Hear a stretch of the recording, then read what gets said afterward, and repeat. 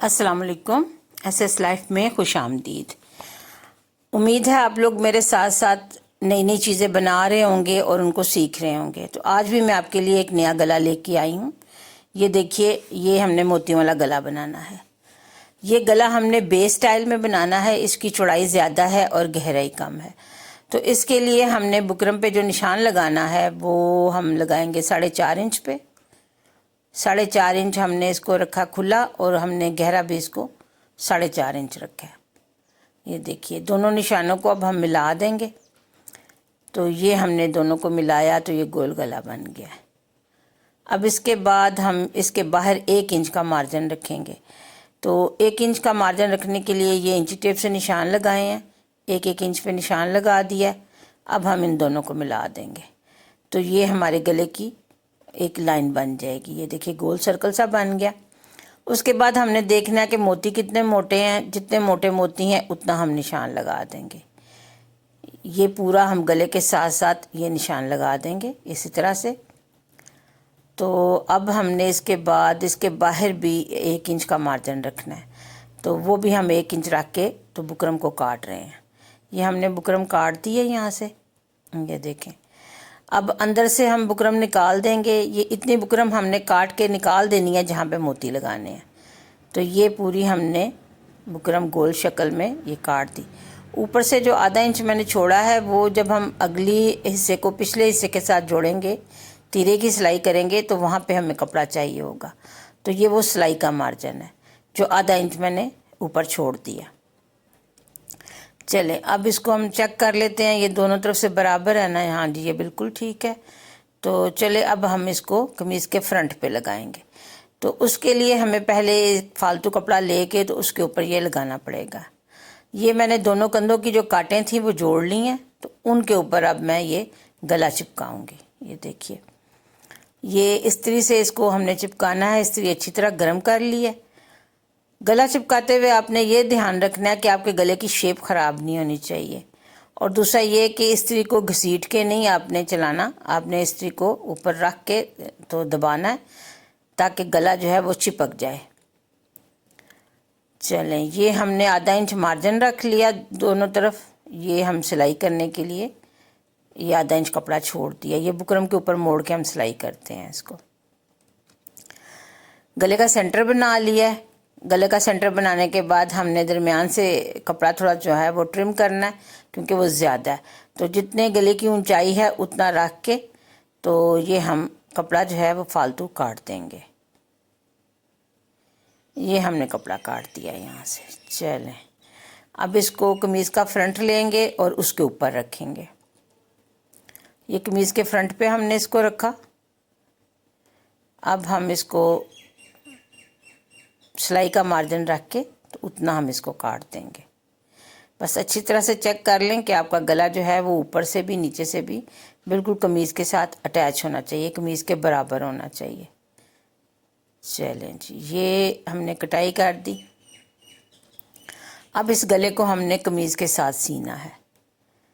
तो जब हम इसको सिएंगे तो ये देखिए, ये इस तरह हम इसको बराबर रख के सिलाई करेंगे। लेकिन सिलाई हमने सिर्फ दरमियान वाले हिस्से में करनी है, ना हमने गला ऊपर से जोड़ना है ना ही नीचे से जोड़ना है। दरमियान में जो एक पाइप सी एक आपको नज़र आ रही है उधर हमने सिलाई करनी है।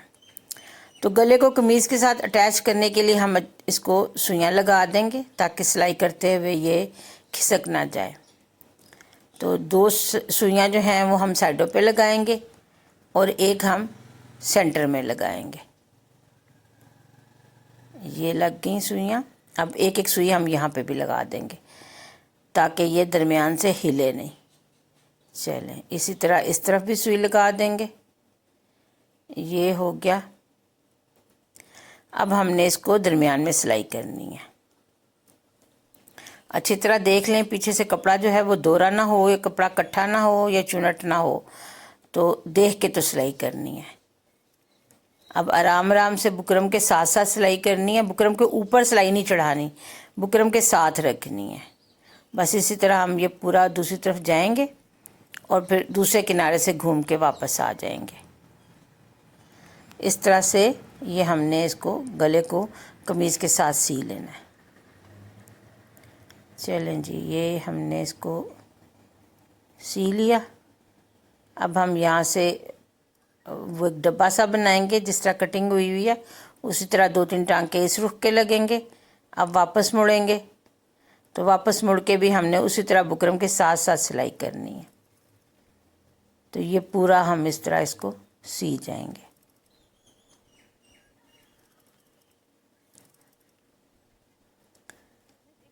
चलें, ये हमने इसको पूरा सी लेना है। बहुत तहम्मुल से, बहुत आराम से आपने इसको सीना है। नीचे वाला कपड़ा इकट्ठा नहीं होना चाहिए, ना उसमें कोई सिलवट आनी चाहिए। अगर आपको मुश्किल लगे तो आप नीचे वाली बुकरम के साथ भी सुइयां लगा सकते हैं। दोनों तरफ बुकरम जो है वो सुइयों से अटैच होगी, तो फिर दरमियान में सिलाई करते हुए कोई आपको परेशानी नहीं होगी। चलो ये देखिए, पीछे हमारा कोई बल, कोई सिलवट कुछ नहीं हुआ। अब ये सुइयां उतार देंगे और अब हम इसको दरमियान से काटेंगे। ये जो बिल्कुल दरमियान में हमने सिलाई की है उसको दरमियान से काट देंगे।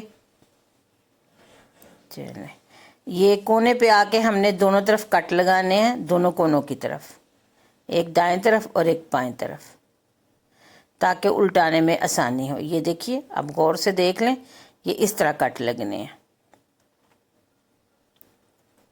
तो दोनों तरफ इस तरह आपने ये काट देना है। काट के तो वो कॉर्नर ज़रूर काटने हैं, उसके बगैर ये आपका गला उल्टेगा नहीं। अगर आपने कॉर्नर ना काटे तो आप गले को उल्टा नहीं सकेंगे। चलें, अब इसको उल्टा के तो हम इसके किनारे पे सिलाई कर देंगे। ये कपड़ा ज़रा सख्त सा था, सिल्क जो है ये ज़रा मोटी थी, तो इस तरह से मैं इसको नहीं बिठा सकी, इसलिए मैंने इसको सिलाई से ही किया है। इस तरह से ये नहीं बैठ रहा था, तो इसको सिलाई लगा दिया। सिलाई लगाने से ये अच्छी तरह अपनी जगह पे जम गया। कॉटन हो या लोन हो तो उसमें आप आराम से इस तरह से भी आप इसको बना सकते हैं। चलें, इस तरह से हम इसका पूरे गले पे सिलाई लगा देंगे।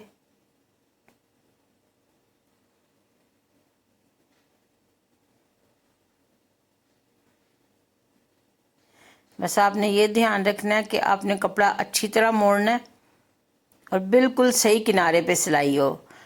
गले का कपड़ा जो है वो अंदर ना जाए। जो आपने बुकरम पे सिलाई की हुई है बिल्कुल उसके साथ साथ आपकी ये सिलाई आनी चाहिए। इसी पे इस गले की सारी खूबसूरती का दारो मदार है। अगर इस सिलाई में आप गलती करेंगे, इसको सफाई से नहीं करेंगे, तो गला आपका घूमा हुआ महसूस होगा। चलें, ये इस तरह से हमने पूरी बुकरम पे सिलाई लगा दी। ये कोने पे हमने ये डब्बा सा भी बना दिया। अब हम इससे बाहर आ जाएंगे।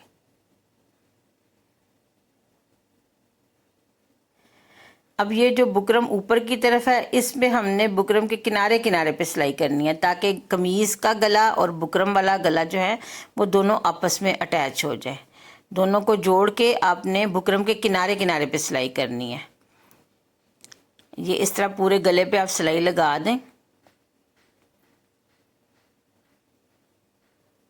इसमें भी आपने एहतियात करनी है कि गले की गुलाई ख़राब नहीं होनी चाहिए और सीधी तरफ से सिलाई करें। अगर आपने उल्टी तरफ से सिलाई की तो आपको नज़र नहीं आएगा और गला ख़राब होने का ख़तरा है।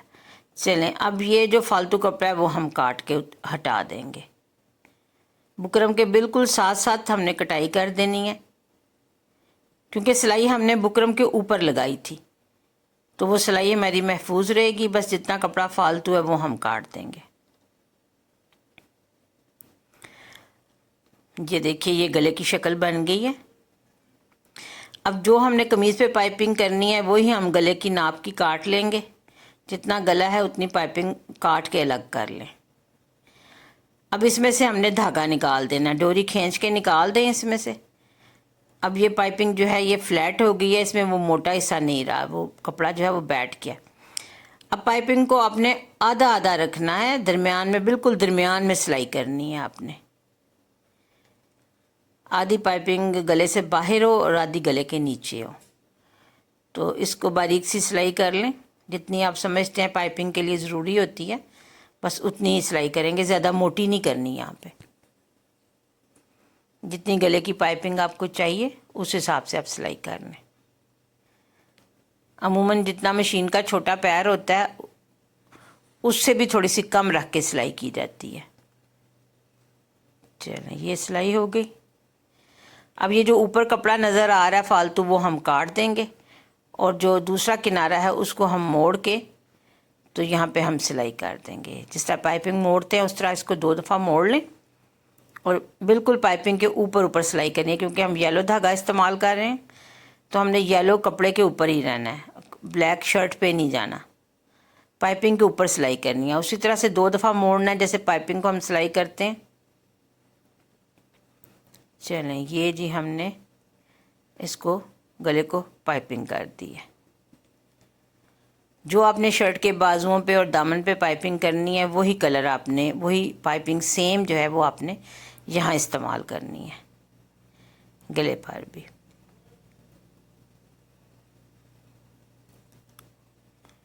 ये इस तरह से हमारा गोल गला बन गया।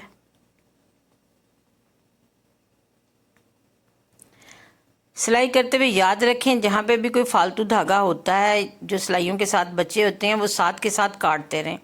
क्योंकि जब आप उस वक़्त नहीं काटते तो बाद में आपको वो भूल जाता है कि कहाँ कहाँ धागे लटके हुए हैं। बाद में जब आप कपड़ा पहनते हैं और कोई धागा लटका हुआ हो तो वो फिर मसला करता है। चले, ये अब उल्टी साइड से मैंने गला बिछा दिया ना, तो अब हम चाक से इस पर निशान लगाएंगे, चाक से, कि हमने मोती कहाँ कहाँ लगाने हैं। तो तकरीबन ये मैंने 1 सेंटीमीटर से भी कम रखा है फासला। तो ये मैंने इस तरह से सारे निशान लगा दिए। ये निशान ऊपर वाले गले और नीचे वाले गले दोनों के ऊपर लगेंगे क्योंकि हमने दोनों को टांका लगा के दरमियान में मोती लगाना है। तो दोनों पे टांका लगना ज़रूरी है। निशान लगाने से ये होगा कि आपके सारे मोती बराबर फासले पे आएंगे और कोई खुला या तंग होने का ख़तरा नहीं होगा। और दूसरा, आप देख रहे हैं कि एक गला बड़ा है एक गला छोटा है, तो इसलिए टांके भी इस हिसाब से लगाने हैं कि गला में जब हम मोती लगा लें तो बाद में भी वो गोल गला कायम रहे, उसकी गुलाई ख़राब ना हो। तो इस काम के लिए ये निशान लगाने ज़रूरी हैं। चलें, अब इसी तरह इसको नीचे बिछाए बिछाए आपने 1-2 मोती लगा लेना। सेंटर से लगाना शुरू करें। सेंटर का मोती सबसे पहले लगा लें, उससे ये होगा कि आपका गला दरमियान में से काबू हो जाएगा। फिर जब आप हाथ में पकड़ के मोती लगाएंगे तो उस वक्त वो गला खिसकेगा नहीं।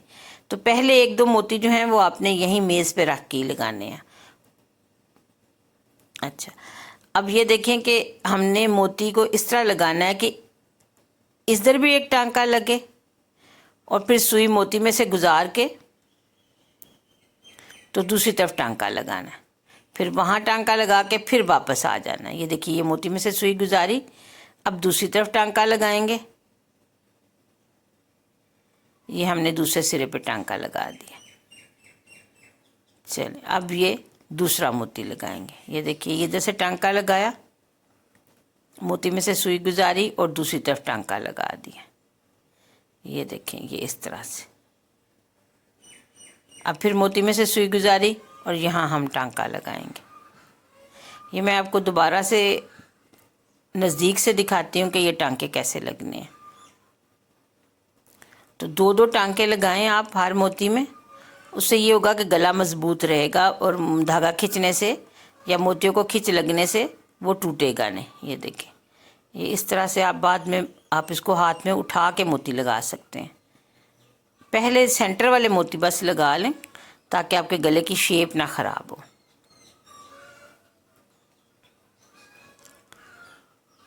ये देखिए, ये मैं आपको नज़दीक से दिखाती हूँ कि गले में मोती कैसे लगे। ये हमने थोड़ा आगे टांका लिया, जितने फासले पे हमने मोती लगाना है उतने फासले पे टांका लिया। ये अब हम मोती पिरोएंगे इसमें।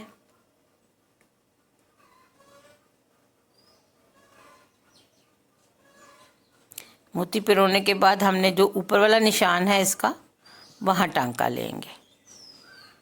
ये हमने छोटा सा टांका लेना है बिल्कुल सिलाई के साथ। अब मोती में से सुई गुजारी, अब ये दूसरी तरफ टांका लेंगे।